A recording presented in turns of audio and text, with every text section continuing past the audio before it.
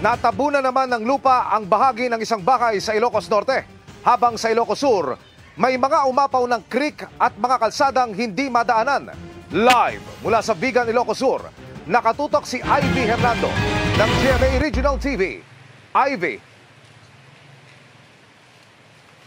Emil, patuloy ang monitoring ng Ilocos Sur PD RRMO dahil ang ulang manggagaling sa Upland Municipalities at Cordillera Region ang posibleng magpaapaw sa mga major river system at magpabaha sa 1st District ng Lalawigan. Sa bayan ng Kawayan, nakamonitor ang barangay officials sa 50 kabahayang nasa bukana ng ilog matapos tumaas ang antas ng tubig. Tetap daman nabagatin sudah ti marunrunot dati kabayba dati trensera mi ma'am makita yung mayan ano din dagiti daga. Ayon sa mga residente, lagpas 2 katao na ang lalim ng tubig dito sa bahagi ng balsa na ilang hakbang lang mula dito sa mga kabahayan. Pero sa kabila nito, wala pa rin daw plano ang mga residente na lumikas sa kagustuhang mabantayan ang kanilang ari-arian. May mga creek na rin tulad sa Santa Lucia ang umapaw.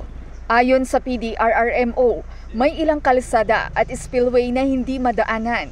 Binabantayan din ng PDRRMO ang 3 major river system ng lalawigan na ngayon ay nasa normal level pa naman.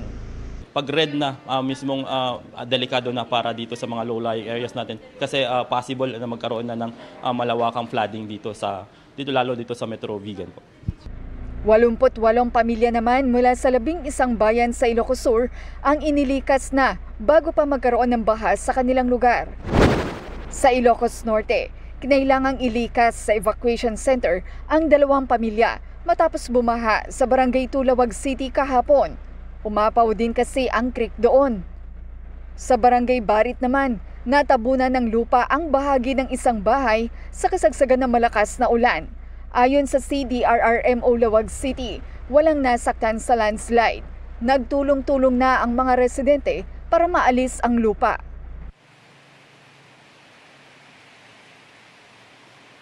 Emil, sa datos ng Ilocos Sur PD RRMO, as of 4:30 kaninang hapon, umabot na sa 130 na pamilya o katumbas ng 450 na individual ang inilikas. Nasa evacuation areas ang ilan, habang ang iba ay nakituloy sa kanilang mga kaanak. Emil?